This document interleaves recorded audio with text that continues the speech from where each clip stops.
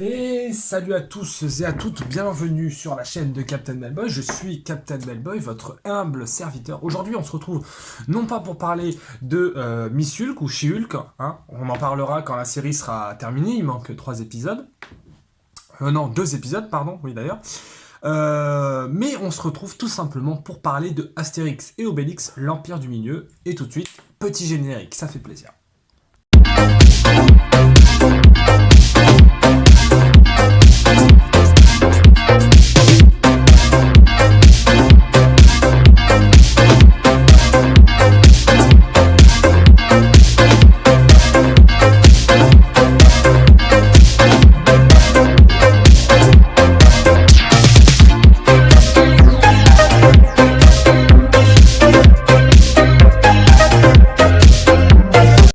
Je vais être tout à fait honnête avec vous, j'aime bien Astérix. Voilà, je trouve que c'est même en termes de bande dessinée, j'aime beaucoup.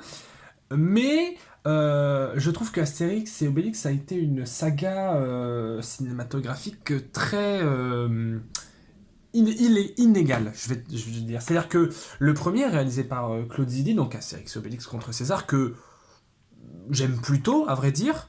Et Mission Cléopâtre, qui est dans le top de mes films préférés et qui est, je pense, peut-être dans le top 5 des meilleures comédies françaises depuis l'invention du cinéma. Euh, J'apprécie Astérix aux Jeux Olympiques, même si en termes de réalisation, c'est clairement du caca. Je n'aime pas du tout Astérix au service de Sa Majesté, parce que je trouve que c'est un film qui n'a aucune idée, mais bon, ça, c'est pas très grave.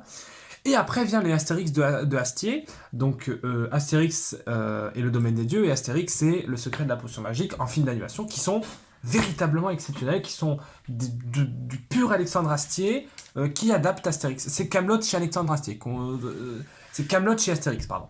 Donc voilà, la série des Astérix me plaît. Et je crois que c'est un peu avant le Covid qu'avait été annoncé donc Astérix et Obélix, l'Empire du Milieu, réalisé par Guillaume Canet. Et donc là, premier problème qui déjà se pose. C'est-à-dire que... comment dire ça. J'aime bien Guillaume Canet, mais en tant qu'acteur chez les autres. Je m'explique. C'est-à-dire que Guillaume Canet, par exemple, dans Le Grand Bain, ou dans d'autres films, par exemple dans Jeux d'enfants, je trouve que c'est un bon acteur quand il est dirigé par quelqu'un d'autre. En termes de réalisateur et quand il joue dans ses films, je trouve ça... Enfin, moi, en tout cas, ce n'est pas ma tasse de thé. C'est pas quelque chose que j'aime bien. Donc voilà, je trouve que c'est pas du tout mon délire. Les petits mouchoirs, tout le monde trouve ça exceptionnel. Je trouve ça pas drôle, je trouve ça pas très bien. J'aime pas trop. Mais voilà. Et donc du coup, on annonce Guillaume Canet en Astérix et ensuite Obélix interprété par Gilles Lelouch. Alors Gilles Lelouch est un acteur de comédie, c'est un très bon acteur. Il est en train de le prouver à chacun de ses films que c'est l'une des plus belles promesses du cinéma français, des acteurs qui est en train de s'installer, j'ai envie de vous dire. Et après, annonce un peu plus problématique, j'ai envie de vous dire. Problématique dans le sens où Cléopâtre, interprétée par Marion Cotillard, bon, ça, rien à dire, parce que Marion Cotillard, malgré tout ce qu'on peut et ce qu'on a pu en dire, c'est quand même une actrice absolument brillante dans pratiquement tous ses films. Même dans Batman, je la trouve exceptionnelle. Donc voilà, Vincent Cassel en César, je trouve ça brillant, je me dis pourquoi pas. Mais le problème majoritaire, c'est que en fait, déjà, bon, il y a à peu près la moitié du cinéma français qui est dans ce film, mais bon, ça c'est encore un autre problème. Le problème majoritaire, c'est un film réalisé par Guillaume Canet. Qu'on mette Gilles Lelouch en Obélix, pardon, je trouve ça pas con. Je me dis pourquoi pas. Mais Astérix, interprété par Guillaume Canet, ah, je suis pas sûr du délire. Donc voilà, le projet m'intéressait, mais en même temps il m'interrogeait. Ça me faisait peur parce que je voyais quand même plein d'acteurs. Là, comme ça, il y a Laura Felpin qui a fait Le Flambeau. Il y a Pierre Richard. Il y a José Garcia. Il y a Bounaïmin. Il y a Zlatan Ibrahimovic, mais bon, ça, voilà.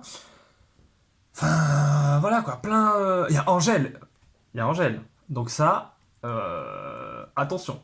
Attention, attention, attention. On ouvre les guillemets. Ça va être incroyable. Donc voilà, le film, voilà, j'étais dans une sorte d'entre-deux finalement. Et cette semaine sort la bande-annonce. Et en fait, la bande-annonce m'intéresse énormément.